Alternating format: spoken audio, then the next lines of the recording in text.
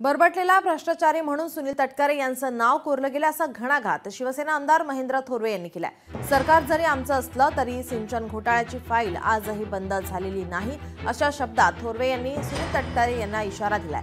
राज्याचे मंत्री भरत गोगावले यांच्या वाढदिवसानिमित्त आयोजित कार्यक्रमात ते बोलत होते। रायगडच्या जनतेच्या प्रत्येक घरात प्रत्येक गुन्ह्यामध्ये भरतशेठचं नाव कोरलं गेलेलं आहे। तुमचं नाव कशाने कोरलं गेलंय? तर बरबटलेला भ्रष्टाचारी म्हणून सुनील तटकरेचं नाव कोरलं गेलं आहे। जाहीरपणे मी या ठिकाणी सांगतोय, सुनील तटकरेंनी आमच्या समोर बसावं, त्यांनी केलेले भ्रष्टाचार मी समोर उभे करतो, मग त्यांनी सांगावं आजही सरकार जरी आमचं असेल तर सिंचन घोटाळ्याची फाईल आजही बंद झालेली नाही।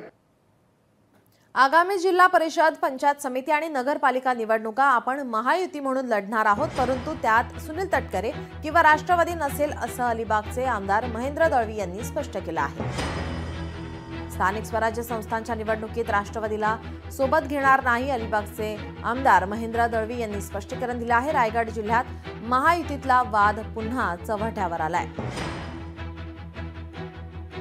आपले नेते आदरणीय शिंदे साहेबांचा आदेश, तुम्ही काही करा पण ती सीट आली पाहिजे। आम्ही सगळ्यांनी तन मन धनाने त्यांचं प्रामाणिक काम केलं, पण निवडून गेल्यानंतर खऱ्या अर्थाने दाखवायची ती जात त्यांनी निश्चित दाखवली। वेळ गेलेली निश्चित नाही आहे। आपण सगळे रायगडचे मावळे आहोत, लढवई आहोत, त्यामुळे चंद्रकांतजींच्या सूचनेचा आदर करून खऱ्या अर्थाने येणारी जिल्हा परिषद, पंचायत समिती, नगरपालिका या खऱ्या अर्थाने महायुतीमध्ये आपण लढणार, युतीमध्ये लढणार। कुठेही या महाभागाचा लवलेश नसला पाहिजे, ही नक्की भूमिका आपण घेणार।